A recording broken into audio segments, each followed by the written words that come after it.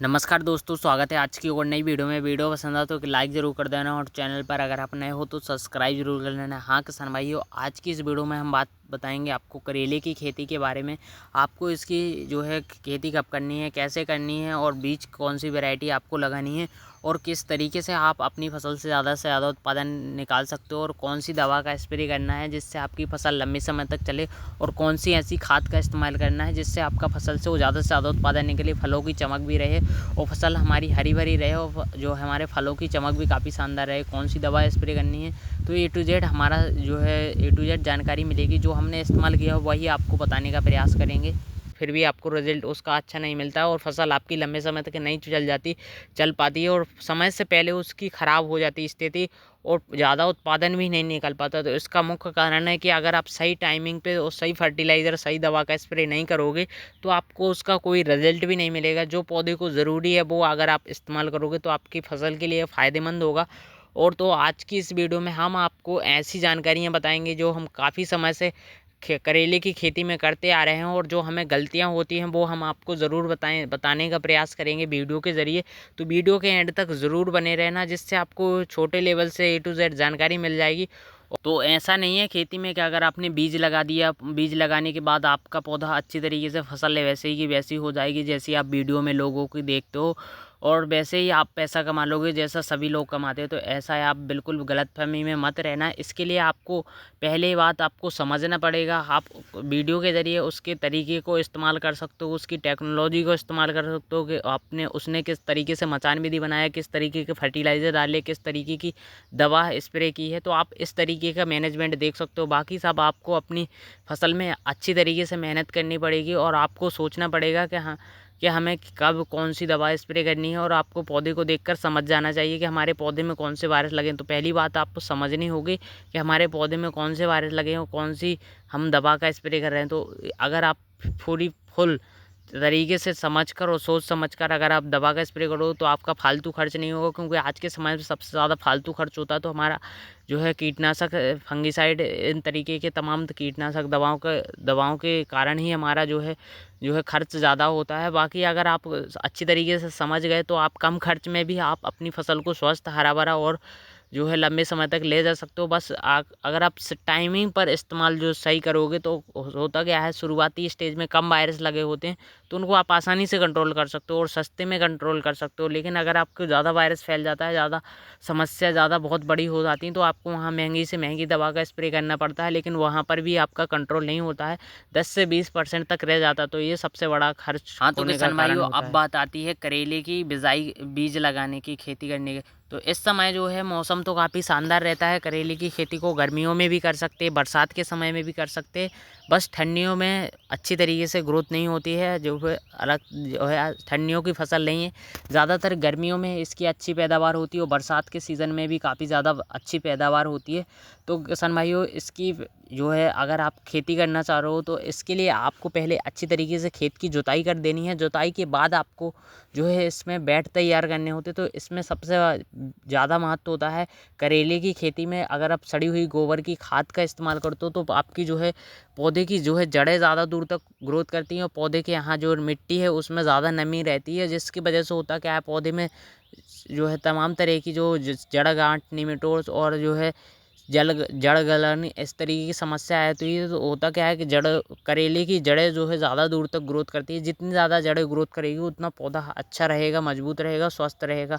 तो किसान भाइयों, ये पहली बात आपको जुताई कर देनी है। जुताई करने के बाद आपको थोड़ी दिन धूप में जो है धूप लगने देनी है खेत को, जिससे बाद में समस्या कम देखने को मिलेगी। जो है फफूंद जनित रोग, डाउन मिल्ड्यू, फंगस जनित रोग लगते हैं करेले की खेती में, बहुत ज़्यादा नुकसान करते हैं। 10 से 20% तक लॉस होता है फंगस की वजह से करेले की फसल में, क्योंकि इस वजह से फल फूल झड़ते हैं, पीले पड़ते हैं और सड़कर ख़राब होते हैं।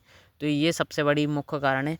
और उसके बाद अगर आपने जो है इसको बेड तैयार करना है, जुताई के बाद आपको बेड तैयार करने के बाद आप अपनी जो है एरिया में कर रहे हो, तो आपको इसको क्या करना है किसान भाइयों, जैसे ही आप इसको बेड तैयार करते हो, बेड के लाइन बाय लाइन आपको सड़ी हुई गोबर का खाद का इस्तेमाल करना है। ऐसा नहीं है कि अगर आपने एक बार खेत में पूरा बिखेर दिया तो इससे आपको ज़्यादा लगेगा। अगर आपके पास कम है तो मेरे हिसाब से बेस्ट होता है कि मैं लाइन बाय लाइन ड्रिप जिस लाइन में बेड तैयार करता हूँ उसी बेड पर पहले गोबर डाल दिया, फिर उसके बाद ड्रिप लाइन डाली, फिर उसके बाद बेसल डोज में आपको खाद डालना है, जैसे कि DAP, MOP, पोटास हो गया। और इसके बाद आप मैग्नीशियम सल्फेट लेते हो तो बहुत बेहतर होता है करेले की फसल में। खासकर मैग्नीशियम सल्फेट ज़रूर इस्तेमाल करो, क्योंकि ये फसल को बहुत बेहतर हरापन में मदद करता है और फसल को जो है स्वस्थ और मजबूत बनाने का प्रयास करता है। तो इसको आप ड्रिप के जरिए बाद में भी छोड़ सकते हो मैग्नीशियम सल्फेट को। तो सबसे ज़्यादा ज़रूरी है पहले कि अगर आप सड़ी हुई गोबर की खाद इस्तेमाल करते हो तो वो आपके लिए फ़ायदेमंद है बेड बनाने के पहले।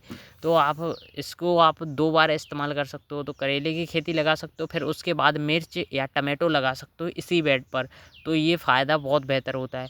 तो देख सकते हो यहाँ पर इस तरीके से हमने जो बेड तैयार किया हुआ है, तो इस तरीके का मुख्य कारण है कि इसमें हमने पहले तरीके से जो है बेड लाइन में सड़ी हुई गोबर की खाद लाइन बाई लाइन डाली हुई है, और इसके बाद हमने DAP, पोटास और किसी भी कंपनी का माइक्रोराइज़र ले सकते हो, जो बहुत फ़ायदा होता है। आप संचार का एक जो बाल्टी आता है उसको भी अगर आप डालते हो तो वो बहुत बेहतर काम करता है फसल में।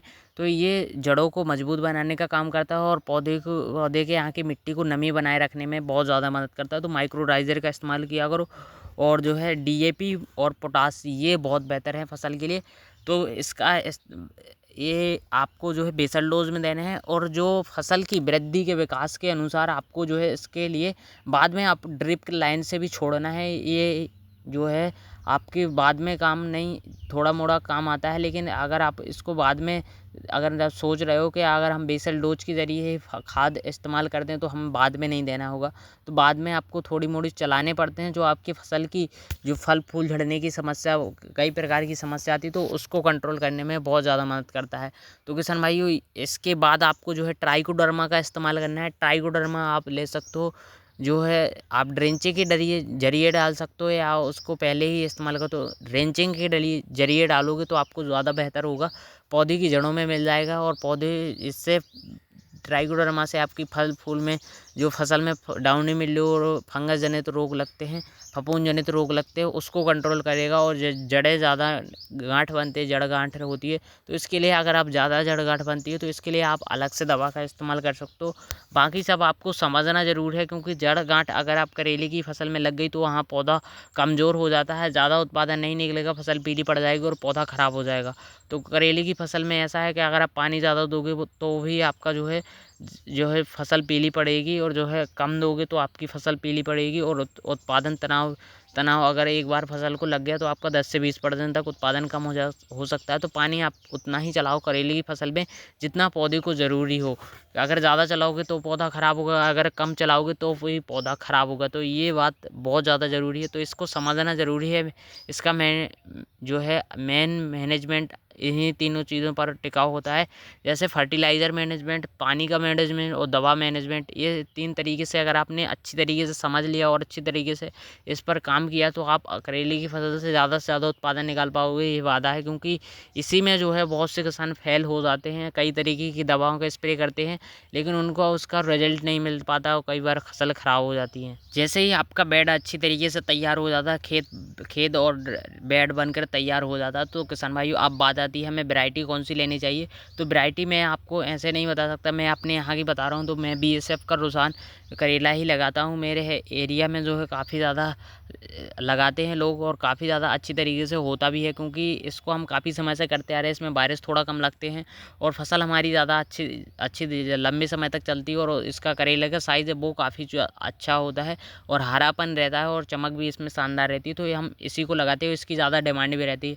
तो आपके एरिया में उन्हीं करेले के बीज को लगाएं जो आपके एरिया में काफ़ी ज़्यादा अच्छी तरीके से बेहतर तरीके से होता हो और ज़्यादा वायरस ना लगते हों। क्योंकि जो है अलग अलग राज्यों में, अलग अलग स्टेट में जो है ज़्यादा से ज़्यादा मौसम चेंज होते रहते हैं। कहीं पर अभी जो है ज़्यादा गर्मियाँ पड़ रही, कहीं पर अभी थोड़ा ठंडी पड़ रही। तो ये अपने एरिया के हिसाब से आप चुन सकते हो वैरायटी को।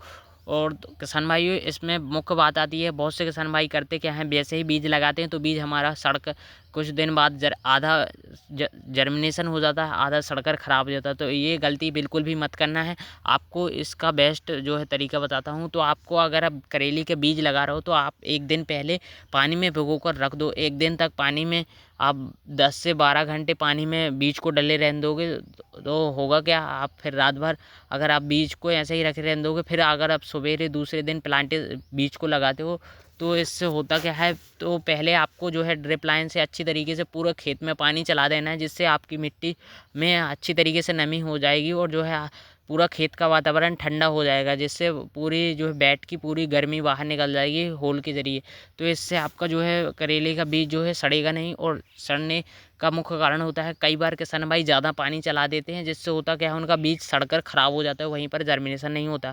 तो इसका यही है कि अगर आप इसको लगा रहे हो तो आपको क्या करना है, पहले अच्छी तरीके से पानी चला देना है, जब तक अंकुरित ना निकले, बीज ना निकले आए, अंकुर ना, तब तक आपको पानी नहीं देना है। जैसे ही अंकुर सभी जगह निकल आता है, 90-95% निकल आते हैं जैसे ही करेले के पौधे, तो आपको जो है पानी थोड़ा चलाना है। जैसे ही 10 से 15 दिन का पौधा हो जाता है तो हमें इसमें ड्रेंचिंग के ज़रिए इसमें काम करना पड़ता है, क्योंकि इसमें जो है छोटा पौधे में ज़्यादा से ज़्यादा वायरस का अटैक होता है। रस चूसक कीट जो है पौधे पर बैठने स्टार्ट हो जाते हैं, पत्तियाँ, सुंडी इस तरीके के जो है इसमें लगने स्टार्ट हो जाते हैं। तो इस समय जो है हमें ज़्यादा हैवी पावरफुल दवाओं का स्प्रे नहीं करना होता है। और इस समय पौधे में जो है पौधे के जो है जड़ें काटने की समस्या आती है, जड़ें सड़ने की समस्या आती है। तो इसके लिए हमें ड्रेंचिंग में इस्तेमाल करना चाहिए। NPK 19-19 इस्तेमाल करनी है और इसके साथ UPL साफ फंगीसाइड का इस्तेमाल कर सकते हो। कार्बनडाजिम होता है, मैनकोजेब होता है, और इसके साथ अगर आप ट्राइकोडर्मा लेना चाहते हो तो ट्राइकोडर्मा डाल सकते हो। NPK 19-19 होमिक एसिड ये आपको ज़रूर डालना है, जो आपकी फसल को काफ़ी ज़्यादा बेहतर जो है, जो छोटी अवस्था में पौधे की जड़ों को ग्रोथ करने में मदद करेगा और पौधे की ग्रोथ को बढ़ाने के साथ साथ जड़ों को मजबूत करेगा और तना मजबूत करेगा। तो ये बहुत बेहतर काम करेगा। जैसे ही पौधा छोटी अवस्था में हो, 4 से 5 पत्तियाँ निकल आएँ, तो हम किसान भाइयों को ज़्यादा से ज़्यादा जो हमने इस्तेमाल किया वो वही बताने का प्रयास करते हैं। तो किसान भाइयों इसके बाद हमें जो है फर्स्ट स्प्रे ज़रूर लेना चाहिए, जो आप थोड़ा कम पावरफुल दवाओं का स्प्रे करें। जैसे कि अगर आपका सुंडी का अटैक हो चुका है तो आप प्रोफेक्स का इस्तेमाल कर सकते हैं। और उसके बाद अगर अब सुंडी का ख़त्म हो चुकी है तो इसमें समस्या आती है, थ्रिप्स, माइट और सफ़ेद मक्खी का अटैक होना स्टार्ट हो जाता है पौधे में हमारी। तो इसके लिए आप कम पावरफुल दवा का स्प्रे करें, जैसे नीम तेल का इस्तेमाल कर सकते हो। और इसके बाद आप जो है नीम तेल के बाद अगर आप कंट्रोल नहीं हो रहा हो, इसके साथ आप एसिटामेप्रिड 20% आता है, उसका इस्तेमाल कर सकते हो। तो ये बहुत बेहतर होता है कि जो है कम पावरफुल दवा भी है और सस्ती भी है और जो कंट्रोल भी कर देती है। तो ये टाइमिंग सही होना चाहिए, आपको जो है शेड्यूल बाय शेड्यूल काम करोगे हफ्ते के हिसाब से तो आपको बहुत फ़ायदा भी देखने को मिलेगा और रिजल्ट भी इसके शानदार रहेंगे, 100 में से 90-95% तक। और इसके बाद जैसे ही आपकी जो 10 से 15 दिन अगर आपने ये 15 दिन की फसल के बाद आपने 15 दिन के जो है ये इस्तेमाल कर लिया ये शेड्यूल, तो आप दूसरी बार शेड्यूल इस्तेमाल करना है।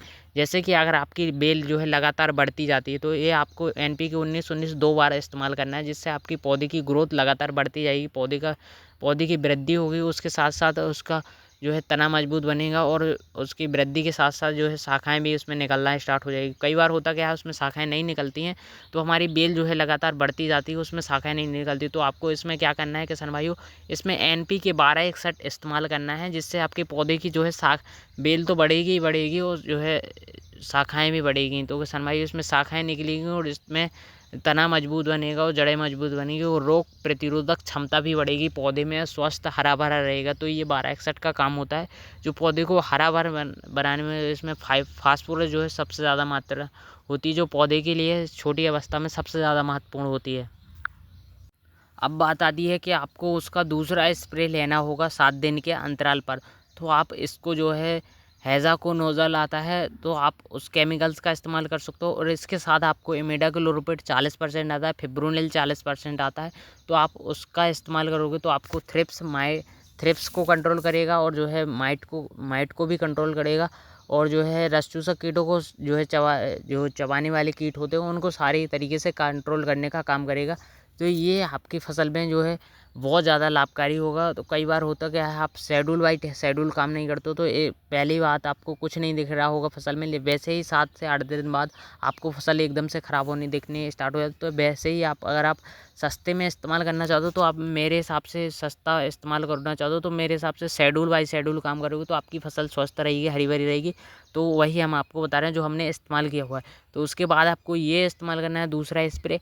और दूसरा स्प्रे में आपको जो कई बार होता क्या है कि आपकी जो है फसल अब इस स्टेज में पहुंच चुकी होगी कि उसमें थोड़े थोड़े फूल आना निकलना स्टार्ट हो चुके होंगे और पत्तियां ज़्यादा से ज़्यादा हरी होंगी और जो है इसमें ज़्यादा से ज़्यादा शाखाएं बननी स्टार्ट हो चुकी होंगी 1261 NPK डालने के बाद। तो अब आती है NPK 13-0-45 डालना है और आपको इसके साथ माइक्रो न्यूट्रिएंट्स इस्तेमाल कर लेना है। ह्यूमिक एसिड ले सकते हो या माइक्रोराइजर इस्तेमाल कर सकते हो। और मेरे हिसाब से आप जो है 13-0-45 और कैल्शियम ले सकते हो जो आपके लिए फसल में बहुत तरीके से काम करेगा। जो इसमें पौधे में शाखाएं बनेंगी और जो नए फल फूल आएंगे और जो है फल फूल आ चुके होंगे उसे सेटिंग करने में मदद करेगा। और पोटास से जो है फसल की जो है ग्रोथ भी बढ़ती है और हरापन भी रहता है, ज़्यादा से ज़्यादा शाखाएं निकलती है, फल फूल आने के लिए तैयार होते हैं। तो कैल्शियम आपकी ज़्यादा से ज़्यादा शाखाएं बढ़ाएगा और जो है ज़्यादा से ज़्यादा फल फूल आने की मात्रा बढ़ेगी।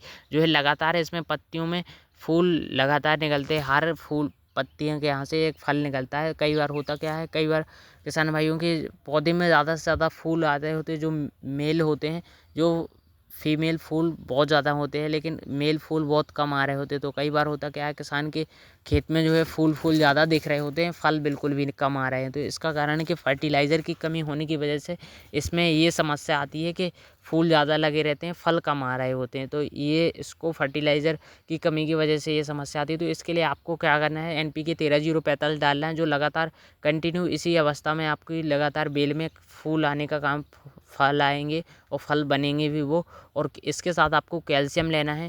और अगर आपको जो है इसके बाद आपको क्या इस्तेमाल करना है, जैसे ही जो है 40 से 45 दिन की फसल हो जाती है तो इसको आपको इस्तेमाल करना है। फिर इसके बाद आप 50 से 60 दिन के अंतराल पर आपको जो है 52-34 13-0-45 इन फर्टिलाइज़र का इस्तेमाल करना है जो आपके पौधे में फल फूल आ चुके हों उनको सेटिंग करने में मदद करेगा, उनकी साइज़ को बड़ा करने में मदद करेगा।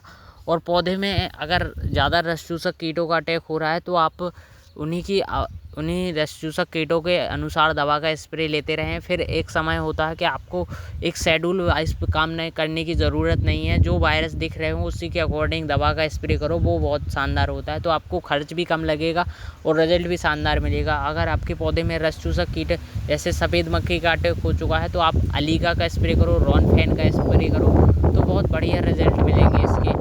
और डाउन मिल्ड्यू का अटैक हो चुका है तो इसके लिए रिडोमिल्ड गोल्ड आता है और ज़्यादा ही तरीके से वायरस लग चुका है तो इसके साथ आप जैम्प्रो का इस्तेमाल कर सकते हो। अगर एक बार में कंट्रोल नहीं हो पा रहा है तो आप इसको 2 केमिकल्स वैसे ही दवा का इस्तेमाल करो जो उसके लिए उसको वायरस को प्रभावी नियंत्रण कर सकता हो 2 बार में। तो आप उसी केमिकल्स का इस्तेमाल अगर बार बार करते रहोगे तो आपको उसका रिजल्ट बहुत कम देखने को मिलेगा। तो इसमें हफ्ते दवा का स्प्रे बदलाव करते रहो।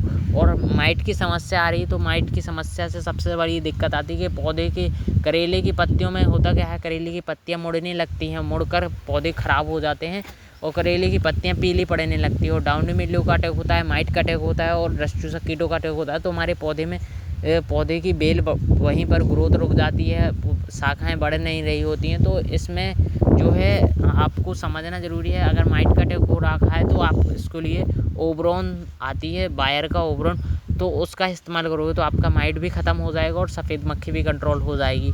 तो इसको आपको माइट को देखना है पहले। अगर आप माइट पत्तियों के नीचे छोटी छोटी लाल मकड़ी रहती है वो बहुत ज़्यादा नुकसान पहुंचाती है। हमारी कई बार फसलें ख़राब हुई हैं, इससे पौधा बहुत ज़्यादा ख़राब हो जाता है और रस चूसक कीटों के सफ़ेद मक्खी की भी बहुत ज़्यादा लॉस होता है। और फफूंद जनित रोगों में डाउनी मिल्ड्यू का अटैक होने की वजह से फल फूल झड़कर पीले हो जाते हैं, फसल भी हमारी पीली पड़ जाती है। तो इसके लिए आप रेडोमिल्ड गोल्ड का इस्तेमाल कर सकते हो, बताया जो अभी।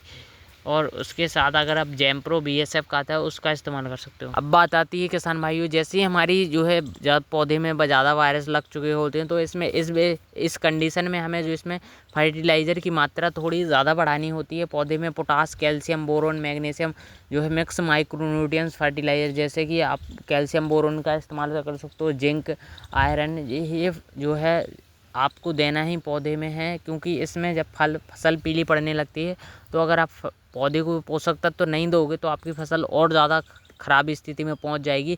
तो इस स्टेज में होता है कि अगर आप पौधे को जड़ों के जरिए मजबूती प्रदान करोगे, पोषक तत्व दोगे, तो आपकी फसल ऊपर पत्तियों तक ज़्यादा से ज़्यादा शाखाएँ निकलेंगी।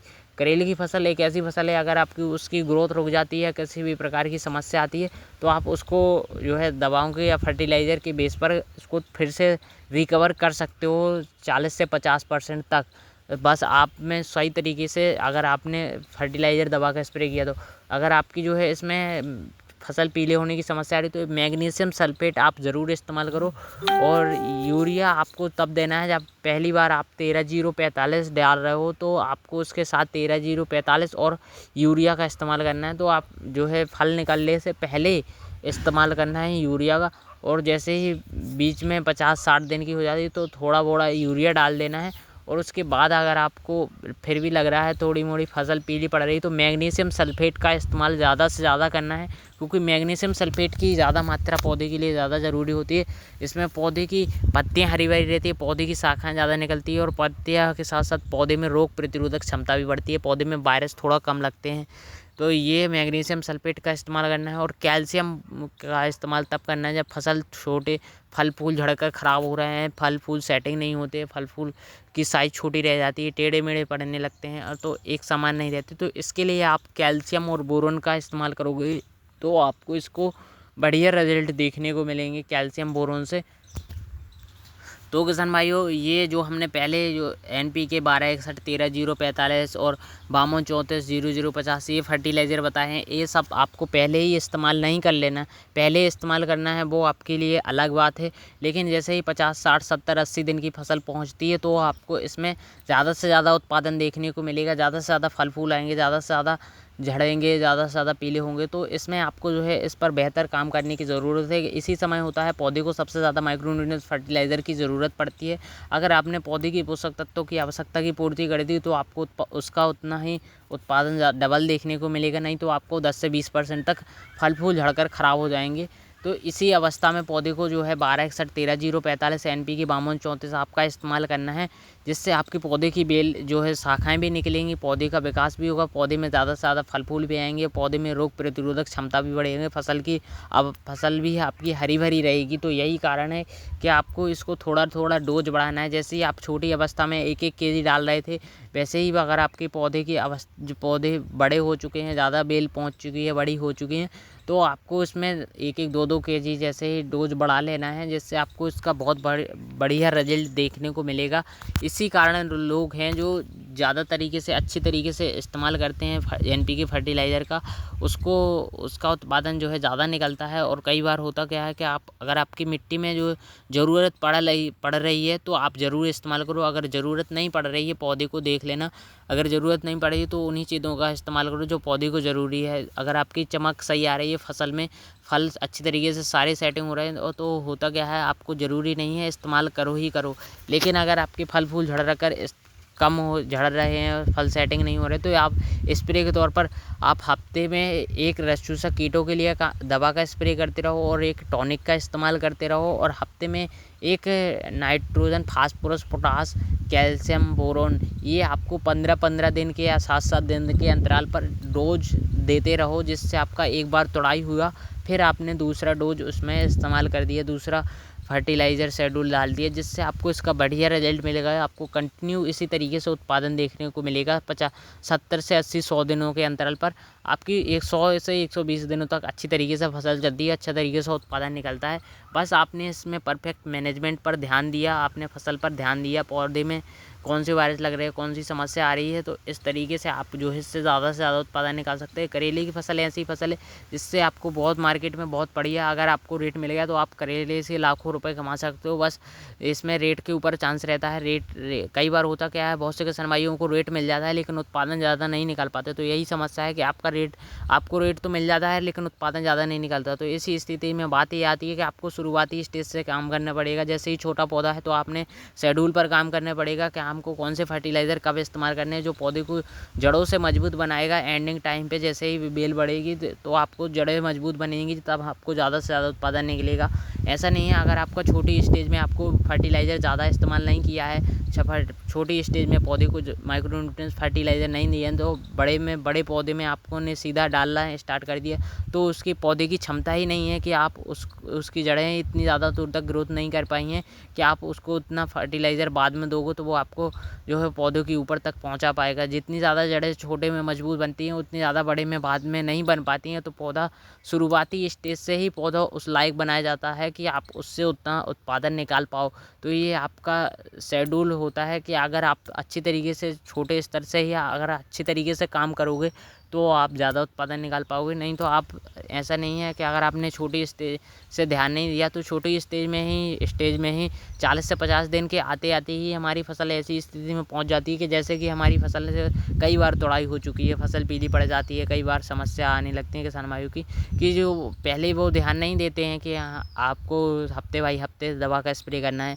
फिर वो ध्यान कब देते हैं कि जैसे ही उसमें फल फूल आने लगने स्टार्ट हो जाते हैं तो इसमें दवा फर्टिलाइज़र का इस्तेमाल करने हैं। तो ऐसा नहीं है, इसमें शुरुआती स्टेज से मेहनत करनी पड़ती है, शुरुआती स्टेज से दवा स्प्रे करना पड़ता है, शेड्यूल बनाना पड़ता है, शुरुआती स्टेज से हमें पौधे पर ध्यान देना होता है। ऐसा नहीं है कि अगर आपने जब फल फूल निकलेंगे तो हम जब इसमें फर्टिलाइज़र इस्तेमाल करेंगे, जब इसमें दवा डालेंगे तो आप कितना भी फर्टिलाइज़र आप शेड्यूल में खाद इस्तेमाल कर लो लेकिन बाद में आपको ज़रूरत पड़ती है पौधे को तो बाद में वो डालना ही पड़ेगा आपको, क्योंकि मिट्टी है, मिट्टी में चाहे आप जितने पोषक तत्व जितने फर्टिलाइज़र डालो वो सब मिट्टी में मिलकर ज़मीन में ही चले जाने हैं।